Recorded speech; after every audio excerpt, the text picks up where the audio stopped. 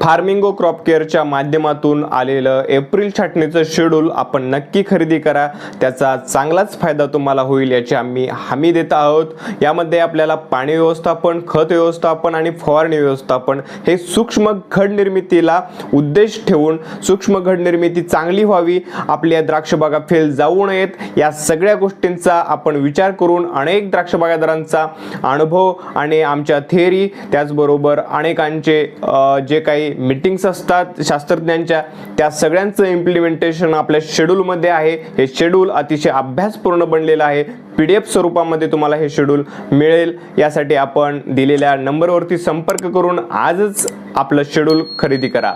धन्यवाद।